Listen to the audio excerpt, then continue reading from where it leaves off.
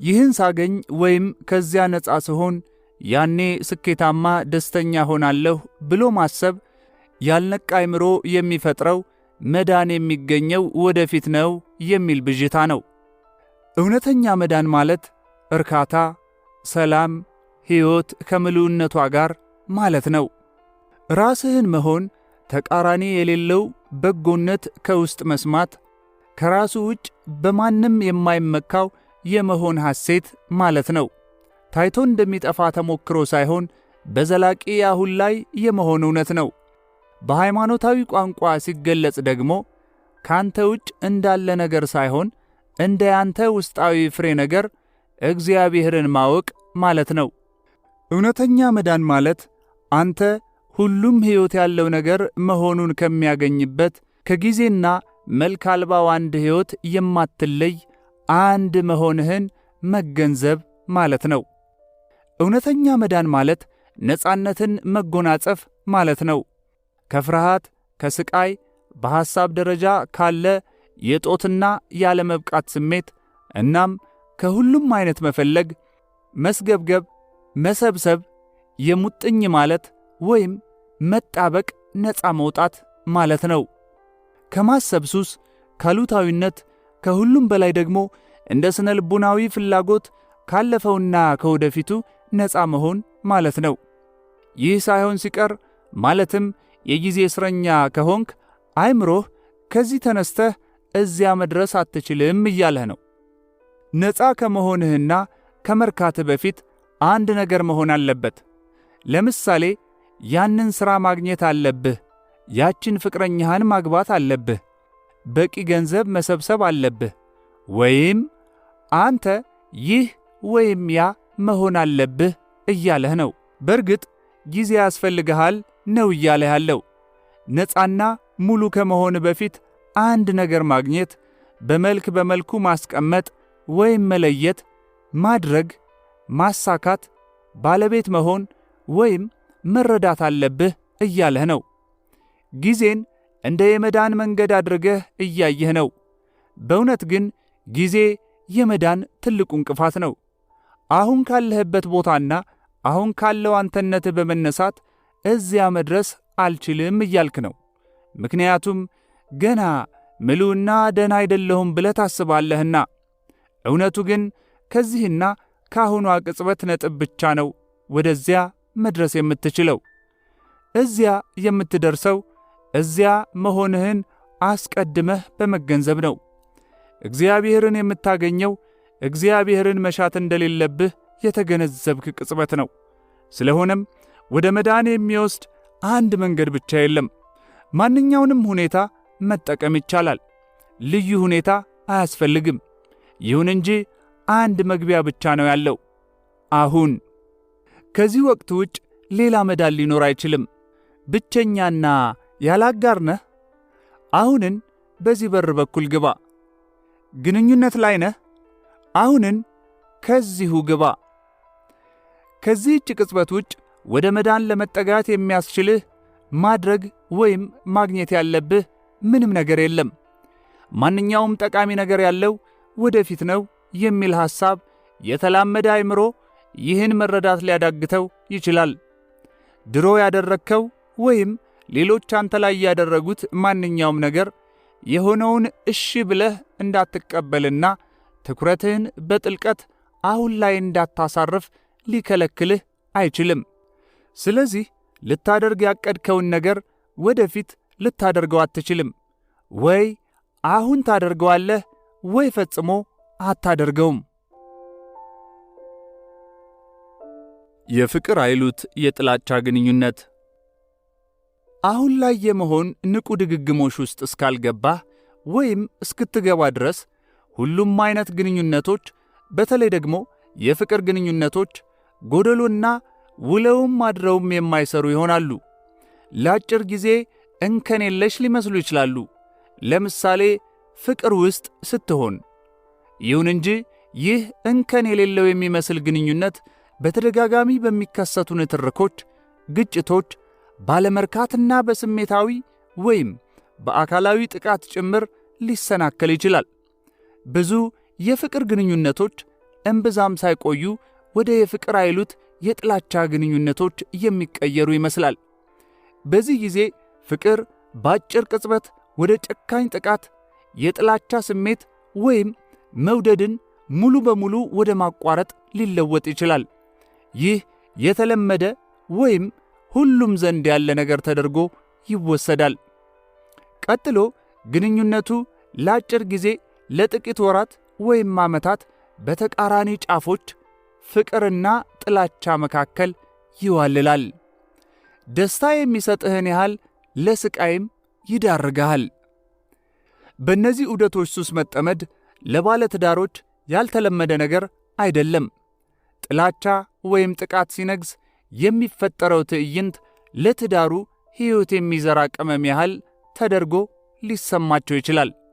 አንዳንዶች ቅናትን የፍቅር መግለጫ አድርገው እንደሚወስዱት ማለት ነው። በአዎንታዊና ባሉታዊ ጫፎች መካከል ሚዛኑ ሲዛባና አሉታዊ አጥፊ ዑደቶች በፈጣን ድግግሞሽና ጥንካሬ ሲከሰቱ ፈጠኑም ዘገዩም መከሰታቸው የማይቀር ነው። ግንኙነቱ ብዙም ሳይቆይ መፍረሱ አይቀሬ ይሆናል። አሉታዊና አጥፊ ዑደቶች ቢወገዱ ሁሉም ነገር በጎ፣ ግንኙነቱም በቆንጆ ሁኔታ ያብባል የሚል ግምት ቢኖርም ይህ ግን ፈጽሞ ሊሆን አይችልም። ጫፎቹ የሚደጋገፉ ናቸው።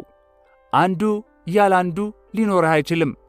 አዎንታዊው ገና ያልተገለጠውን አሉታዊውን አስቀድሞ በውስጡ ይዟል። ሁለቱም የአንድ ተመሳሳይ በድንነት ወይም አለመስራት የተለያዩ ገጽታዎች ናቸው። አሁን እያወራው ያለሁት የፍቅር ግንኙነቶች ተብለው ስለሚጠሩት ነው።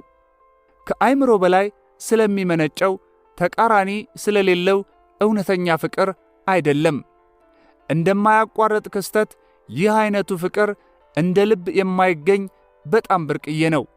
እንደ በቁ የሰው ልጆች በብዛት የማይገኝ ብርቅ ነው። በአእምሮ የሐሳብ ጅረት ክፍተት ሲኖር የሚከሰቱ አጫጭርና የማይጨበጡ የፍቅር እይታዎች ግን አልፎ አልፎ ብቅ ሊሉ ይችላሉ። በአንድ ግንኙነት ውስጥ በቀላሉ ጎልቶ የሚታየው አዎንታዊ ሳይሆን አሉታዊ ገጽታው ነው። እንዲሁም የአሉታዊነቱ ምንጭ ከራስ ይልቅ ከሌላው አጋር በኩል መሆኑን ማየት ይቀላል። ይህ በብዙ መልኩ ሊገለጽ ይችላል።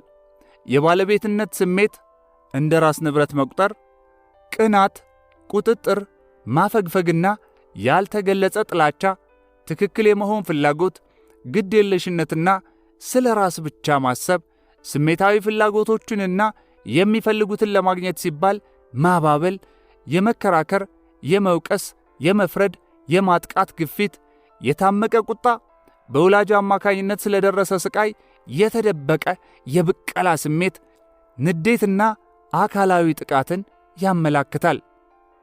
በአዎንታዊ ገጹ ሲታይ ደግሞ ከአጋርህ ጋር ፍቅር ይዞሃል።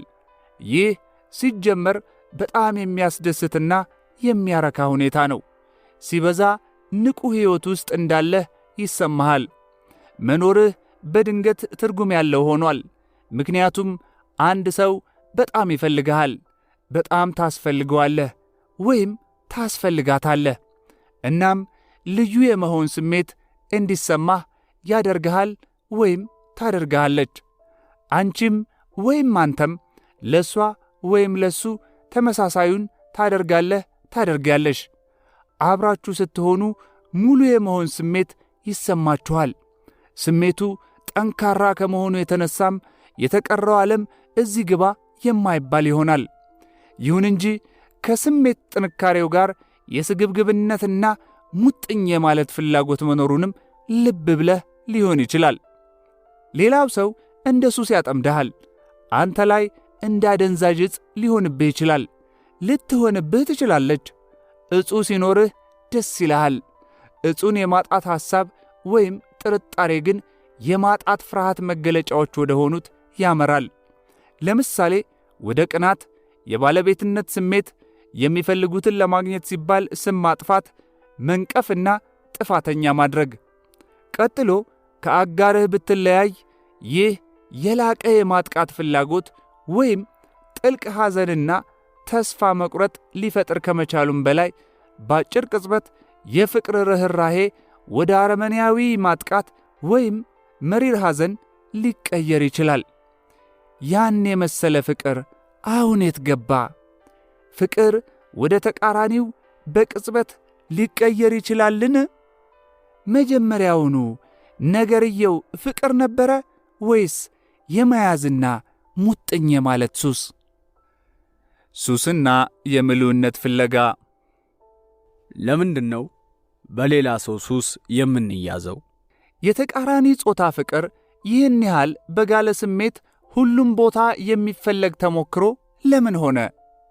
ይህ የሆነበት ምክንያት የሰው ልጆች ያለመዳንና ያለመብቃት ሁኔታዎች በልቡናቸው ከሚያሳድሩባቸው የፍርሃት፣ የፍላጎት፣ የማጣትና ምሉ ያለመሆን ስሜቶች ፍቅር ነፃ የሚያወጣቸው ስለሚመስላቸው ነው። ይህ ሁኔታ አካላዊና ስነ ልቡናዊ ክፍሎች አሉት። በአካል ደረጃ ያየን እንደሆነ ምሉ አለመሆንህ ግልጽ ነው። መቼም ቢሆን ምሉ ልትሆን አትችልም። ወይ ሴት ነሽ ወይ ወንድ ነህ። በሌላ አገላለጽ የሙሉ ግማሽ። በዚህ ደረጃ ሙሉ የመሆን ናፍቆት ወደ አንድ መሆንነት መመለስ በወንድ ሴትን መፈለግና በሴት ወንድን መፈለግ ይገለጻል። ይህ በአመዛኙ ሊቋቋሙት የማይቻል ከተቃራኒ የጉልበት ጫፍ ጋር የመዋሃድ ፍላጎት የፈጠረው ግፊት ነው። የዚህ ግፊት ምንጩ መንፈሳዊ ነው። የሁለትነትን መጨረሻ የማየት ናፍቆት፣ ወደ ምሉዕነት ሁኔታ የመመለስ ጉጉት፣ በአካል ደረጃ ወደዚህ ሁኔታ መቅረብ የሚያስችልህ ግብረ ሥጋዊ ውህደት ነው።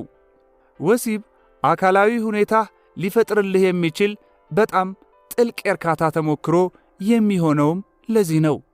ይሁን እንጂ ወሲባዊ ውህደት ምሉዕነትን በፈጣን ጨረፍታ ማየት ከማስቻል ውጭ ሊሆን አይችልም። የደስታ ብልጭታ ብቻ ነው።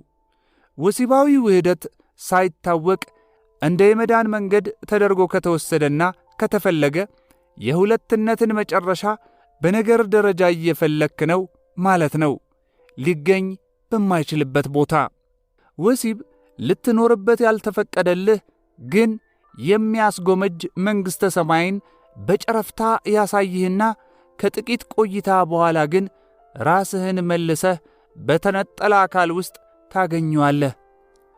በስነ ልቦና ደረጃ ስናይ ደግሞ የማጣትና ምሉ ያለመሆን ስሜት ከአካላዊ ደረጃ በባሰ መልኩ ጠንካራ ሆኖ እናገኘዋለን። ከአእምሮ ጋር ራስህን አንድ እስካደረግክ ድረስ ከውጭ የሚመነጭ የማንነት ስሜት ነው የሚኖርህ። በሌላ አነጋገር የማንነት ስሜትህን የምታገኘው ካንተ ማንነት ጋር ምንም ግንኙነት ከሌላቸው ነገሮች ነው ማለት ነው። በህብረተሰብ ውስጥ ያለህ ሚና፣ አጋርህ፣ ንብረቶችህ፣ ውጫዊ ገጽታ ወይም ተክለ ሰውነትህ፣ ስኬትና ውድቀቶችህ፣ የእምነት ሥርዓቶች ወዘተ። ይህ የውሸት አእምሮ ሠራሽ ማንነት ወይም ኢጎ ሁሌም ለጥቃት የተጋለጠ ፈሪና ሁልጊዜ መኖሩን የሚያረጋግጡለት የኔ የሚላቸው አዳዲስ ነገሮች እንደፈለገ ነው። ይሁን እንጂ ዘላቂ እርካታን ሊሰጠው የሚችል በቂ የሚባል ምንም ነገር አያገኝም።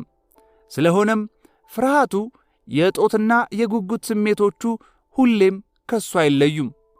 ይህ በእንዲህ እንዳለ ያ የተለየ የተቃራኒ ጾታ ግንኙነት ብቅ ይላል።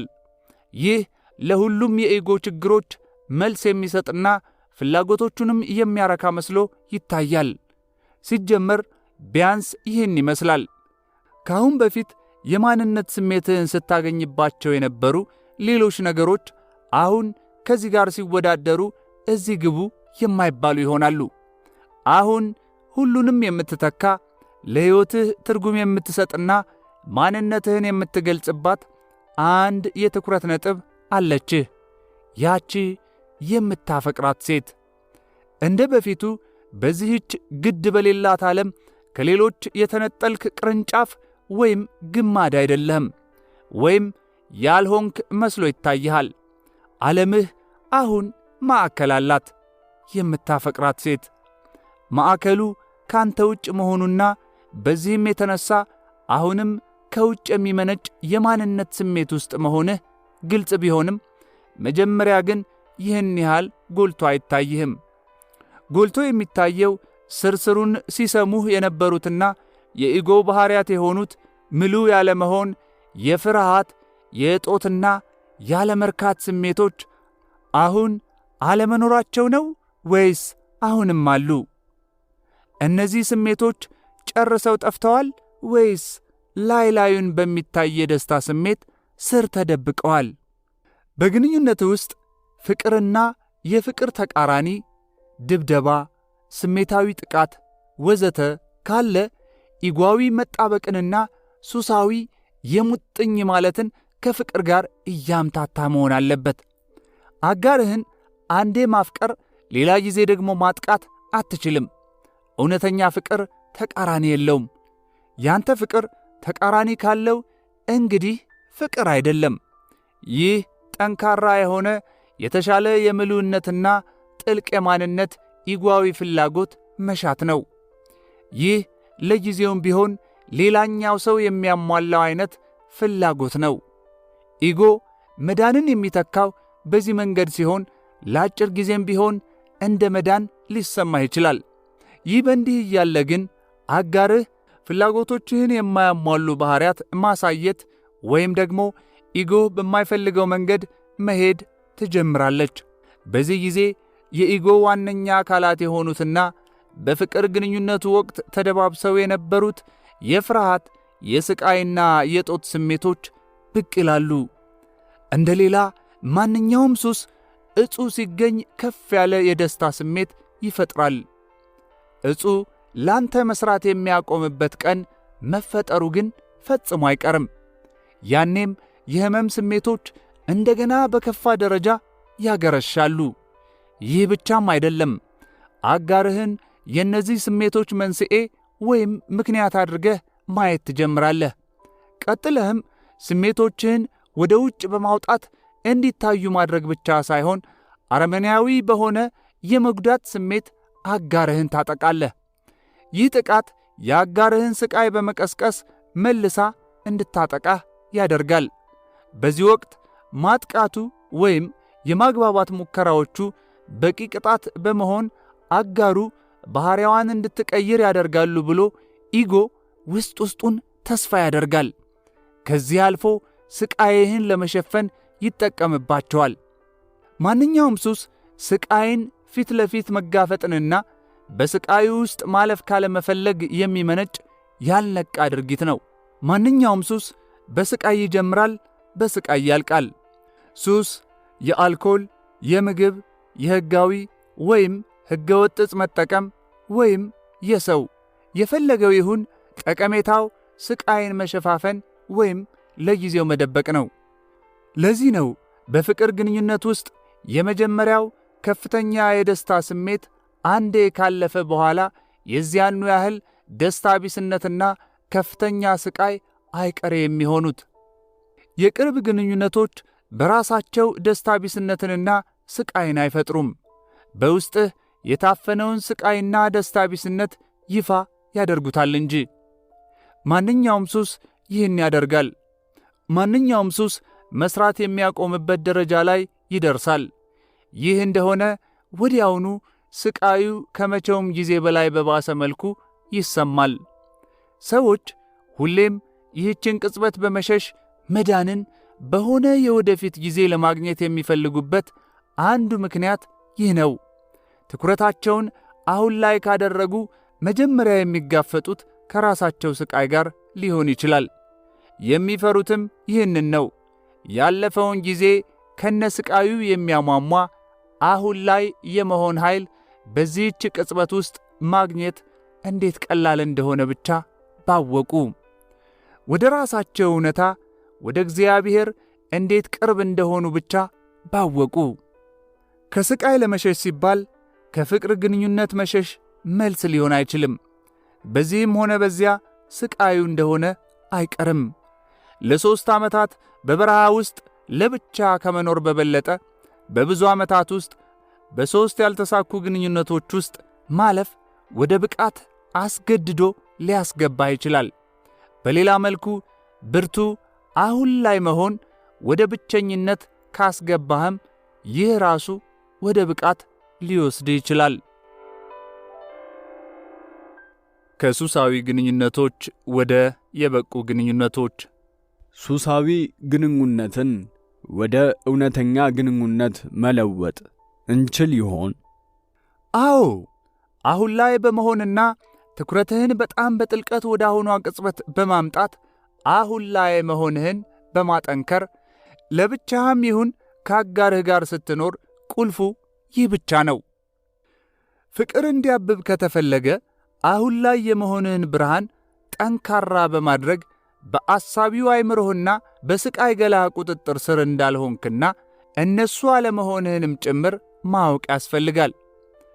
ራስህን ከአሳቢው ስር ያለው መሆን፣ ከአእምሮ ጩኸት ስር ያለው እርጋታ፣ ከስቃይ ስር ያለው ፍቅርና ፍስሐ መሆንህን ማወቅ ማለት ነጻነት፣ መዳንና መብቃት ማለት ነው። ራስህን ከስቃይ ገላ ጋር አንድ አለማድረግ ማለት በስቃዩ ላይ አሁን ላይ መሆንን በማምጣት ስቃዩን መለወጥ ወይም ማስቀረት ማለት ነው።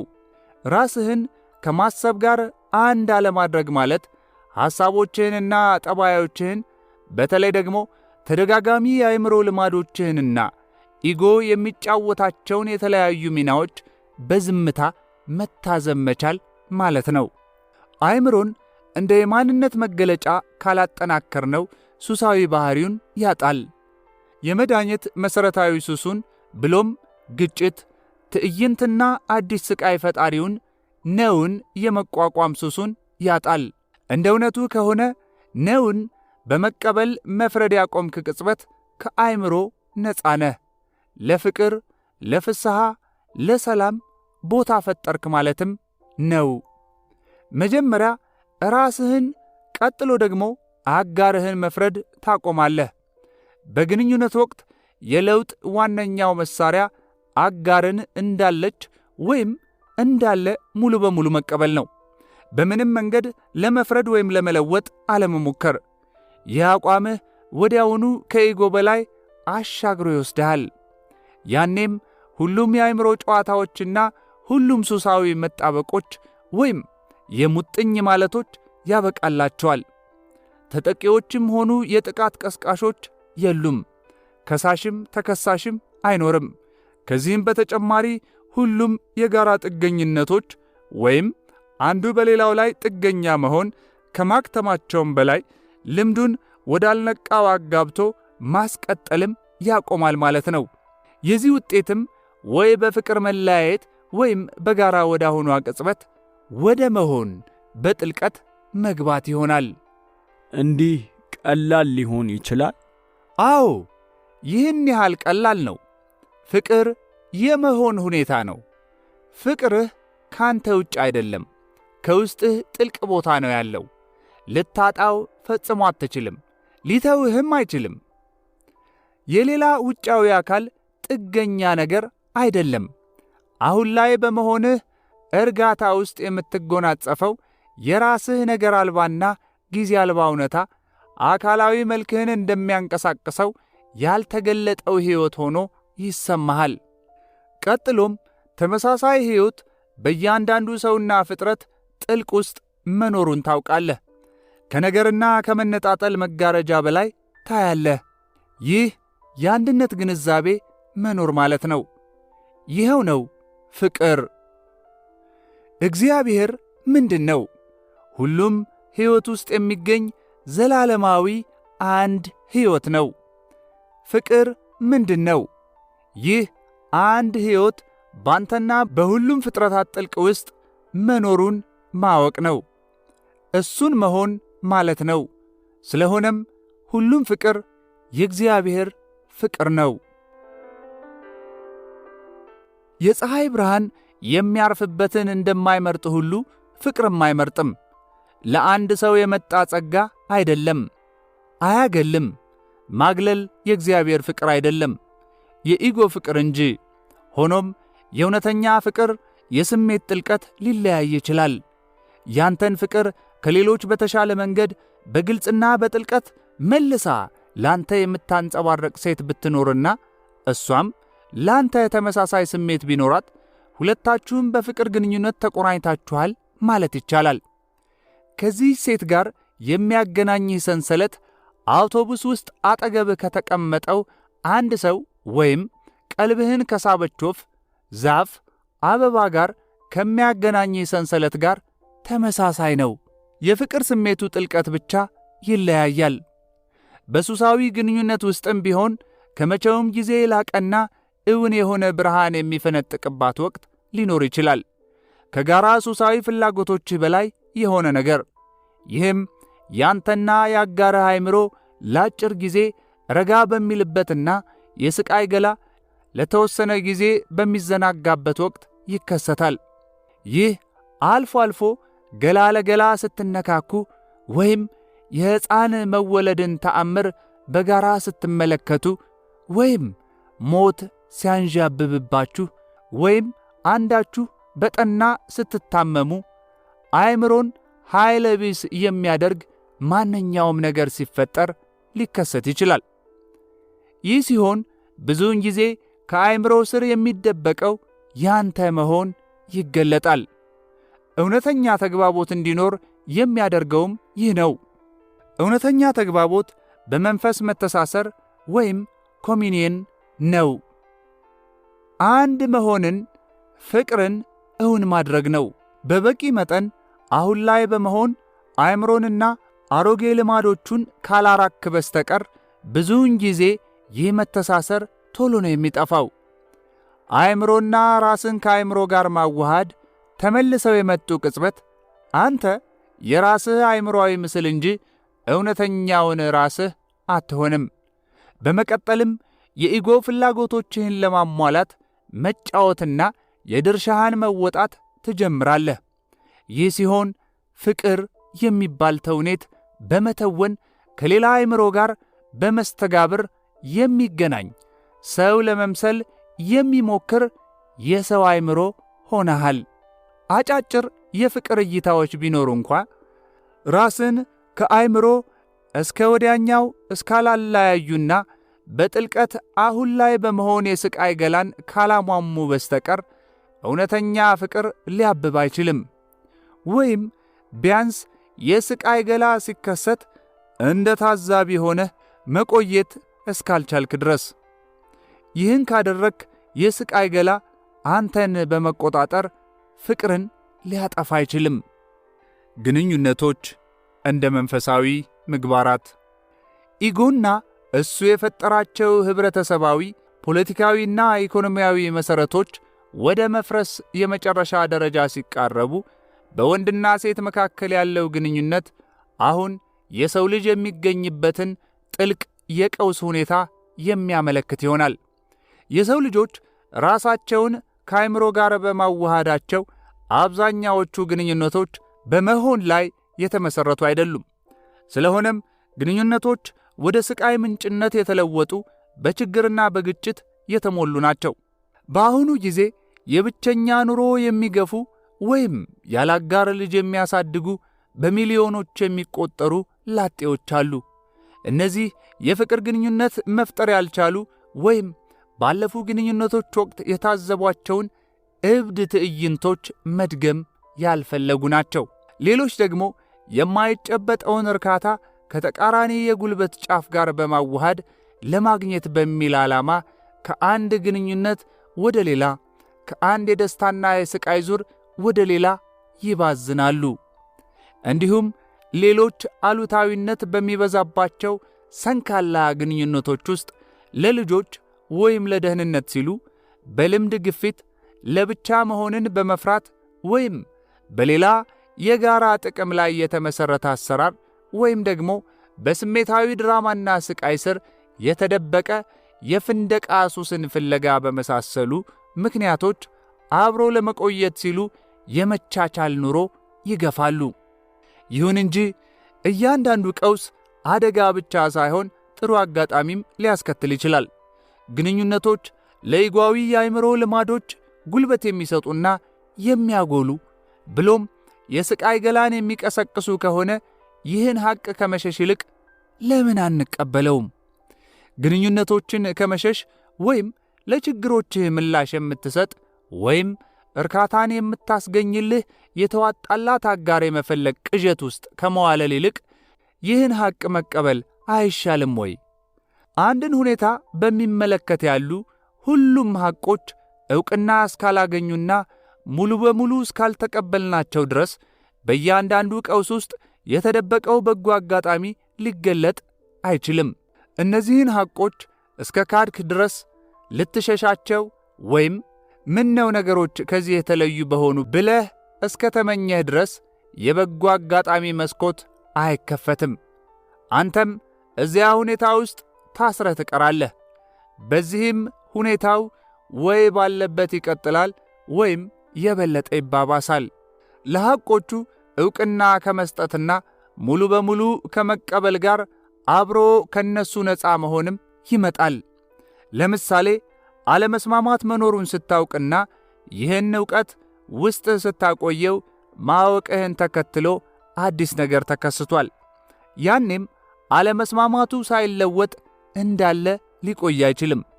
ከአጋርህ ጋር ሰላም እንደሌለ ስታውቅ ይህ ማወቅህ ሰላም አለመሆንህ ዙሪያ የረጋ ቦታን በመፍጠርና በፍቅር ዕቅፍ ውስጥ በማስገባት ወደ ሰላም ይለውጠዋል። መሠረታዊ ለውጥ ማምጣትን በተመለከተ ማድረግ የምትችለው ምንም ነገር የለም። ራስህንም ሆነ አጋርህን ወይም ማንም ሌላ ሰው በእርግጠኝነት መለወጥ አትችልም። ማድረግ የምትችለው መሠረታዊ ለውጥ እውን የሚሆንበትን ቦታ መፍጠር፣ ለጸጋና ለፍቅር መግቢያ በር መክፈት ብቻ ነው። ስለዚህ ግንኙነትህ ምንጊዜም በጎ ሳይሆን ሲቀር ባንተና በአጋርህ ውስጥ ያለው እብደት ይፋ በወጣ ጊዜ ሁሉ ደስ ይበልህ። የተሸሸገው ወደ ብርሃን ፍንትው ብሎ ወጥቷል። ይህ ለመዳን ጥሩ አጋጣሚ ነው። በእያንዳንዷ ቅጽበት ላይ ቆመህ ከውስጥህ የሚፈልቀውን ውስጣዊ ስሜት ልብ በል። ቁጣ ካለ ቁጣ መኖሩን እወቅ። ቅናት፣ የመከላከል ስሜት፣ የመከራከር ግፊት፣ ሐቀኛ የመሆን ፍላጎት፣ ፍቅርና እንክብካቤ የሚሻ ሕፃን ስሜት ወይም ማንኛውም አይነት ስሜታዊ ስቃይ የፈለገው ይሁን ሲሰማህ የቅጽበቷን እውነታ እወቅና ተቀበል። ይሁን እንጂ የእውነትነት ፍሬ ነገርም አላቸው። ሁለት ጠቃሚ የእግዚአብሔር መገለጫዎች ናቸው። ካንተ ውጭ መኖር እንደሚችሉ አድርገህ የምትገነዘባቸው ወሰን አልባና ዘላለማዊ፣ በውስጥህ ቦታና ጊዜ ትክክለኛ ተፈጥሯቸውን ያንተንም ጭምር የሚያሳይ ውስጣዊ አምሳያ አላቸው። ቦታ የረጋና የአእምሮ አልባው ወሰን የለሽ ጥልቅ ስፍራ አምሳያ ሲሆን የጊዜ ውስጣዊ አምሳያ ደግሞ አሁን ላይ መሆን ዘላለማዊዋ የአሁን ቅጽበት ናት። በሁለቱ መካከል ልዩነት እንደሌለ ግን አትርሳ። ቦታና ጊዜ በውስጥ እንዳያልተገለጠው ማለትም አእምሮ አልባና አሁን ላይ መሆን ሲታወቁ ውጫዊ ቦታና ጊዜ ባንተ ግንዛቤ ውስጥ ይገባሉ። ቢሆንም እነዚህ ይህን ያህል ጠቃሚ አይደሉም። ዓለም ጭምር ባንተ ግንዛቤ ውስጥ ትኖራለች፣ እስረኛ ግን አታደርግህም። ስለዚህ የዚህች ምድር ዓላማ የሚከሰተው በዓለም ውስጥ ሳይሆን ከዓለም በላይ ባለው መንፈሷ ነው። በቦታ ውስጥ ነገሮች ባይኖሩ ኖሮ ስለ ቦታ መኖር እንደማታውቅ ሁሉ ያልተገለጠው እንዲከሰትም ዓለም ታስፈልጋለች። ይህን የቡድሂስቶች አባባል ሰምተ ይሆናል። ብዥታ ባይኖር ኖሮ ብቃት ባልኖረ ነበር። በዓለም አማካኝነት ብሎም በአንተ አማካኝነት ነው ያልተገለጠው ራሱን የሚያውቀው። አንተ እዚህ ያለኸው የፍጥረተ ዓለምን ወይም የዩኒቨርስን መለኮታዊ ግብ ለማሳካት ነው። ይህን ያህል ጠቃሚ ነህ። ንቁ ሞት። ቀደም ብዬ ከገለጽኩት ሕልም አልባ እንቅልፍ ሌላ አንድ መቆጣጠር የማይቻል ወደ ያልተገለጠው መግቢያ አለ። ይህ በአካላዊ ሞት ወቅት ለጥቂት ጊዜ የሚከፈት በር ነው። በመላው ሕይወትህ መንፈሳዊ ብቃት ሊያጎናጽፉ የሚችሉ አጋጣሚዎች ሁሉ ቢያመልጡህ እንኳን ገላ ከሞተ በኋላ ወዲያውኑ የሚከፈት አንድ የመጨረሻ መግቢያ በር አለ። ይህን በር እንደ አንጸባራቂ የብርሃን ምስል የሚገልጹና አሁን የሞት አፋፍ ተሞክሮ የሚባለው ስፍራ ላይ ደርሰው የተመለሱ ሰዎች የሚናገሯቸው ቁጥር ስፍር የሌላቸው ታሪኮች አሉ። ብዙዎቹም በዚህ ስፍራ ውስጥ እያሉ በፍስሐ የተሞላ የመንፈስ እርካታና ጥልቅ ሰላም እንደተሰማቸው ያወሳሉ። ቲቤታን ቡክ ኦፍ ዘ ዴድ የተባለው መጽሐፍ ይህን የቀለም አልባው የባዶነት ብርሃን ድንቅ ነጸብራቅ ያንተ እውነተኛ ማንነት ነው ይለዋል። ይህ በር ለአጭር ጊዜ ብቻ ነው የሚከፈተው። ይህ ያልተገለጠውን ክፍል በሕይወት ዘመንህ አይተህ የማታውቅ ከሆነ ያመልጠሃል። ብዙ ሰዎች ብዛት ያለው የመቋቋም ዝቃጭ፣ ብዙ ፍርሃት፣ ብዙ ከስሜት ሕዋሳት ተሞክሮ ጋር ሙጥኝ የማለትና ከፍተኛ መጠን ያለው ከተገለጠው ዓለም ጋር ራስ ማዋሃድ ተሸክመዋል። ስለሆነም መግቢያ በሩን ያያሉ፣ ግን በፍርሃት ፊታቸውን ያዞሩና ራሳቸውን ይስታሉ። ከዚህ በኋላ የሚሆነው አብዛኛው ያለ ፈቃድ የሚደረግና ግብታዊ ነው። አሁን ላይ መሆናቸው ገና በጣም ጠንካራ ካለመሆኑ የተነሳ ለንቁ ሕያውነት አልታደሉም። በዚህ በር መግባት ማለት ጨርሶ መጥፋት ማለት አይደለማ። እንደ ሁሉም መግቢያ በሮች አንጸባራቂው እውነተኛ ተፈጥሮህ ይቀራል፣ ስብዕናህ ግን አይኖርም። የሆነ ሆኖ በስብዕናህ የሚገለጽ ትክክለኛ ዋጋ ያለው ማንኛውም ነገር እውነተኛው ተፈጥሮ ስለሆነ በሱ ይንጸባረቃል። ይህ መቼም ቢሆን አይጠፋም። ዋጋ ያለው ማንኛውም ነገር፣ እውን የሆነ ማንኛውም ነገር መቼም አይታጣም። የሞት መቃረብና ሞት ራሱ የአካል መፍረስ መንፈሳዊ ብቃት ለማግኘት ታላቅ አጋጣሚ ነው። ይህ አጋጣሚ በጣም በሚያሳዝን ሁኔታ ብዙውን ጊዜ ያመልጣል። ምክንያቱም ስለ ሞት ምንም ዕውቀት በሌለው ባህል ውስጥ ስለምንኖር። ለነገሩ በእውነት ጠቃሚ ስለሆነ ማንኛውም ነገር ምንም በሚባል መልኩ ዕውቀት የለንም። ሁሉም መግቢያ በሮች የሞት በሮች ናቸው። የኢጎ ወይም የውሸት ማንነት ሞት። በአንዱ በር ውስጥ ስታልፍ ማንነትህን ከስነ ልቡናዊና አእምሮ ሰራሽ ነገር ማግኘት ታቆማለህ። ቀጥሎም ሞት ብዥታ መሆኑ ይገለጽልሃል። ልክ ከቁስ ወይም ነገር ጋር የነበረህ አንድነት ብዥታ እንደነበረ ሁሉ የብዥታ መጨረሻ ሞት ይሏል። ይህ ነው። ሞት በስቃይ የተሞላ የሚሆነው ከብዥታ ጋር የሙጥኝ ካልክ ብቻ ነው።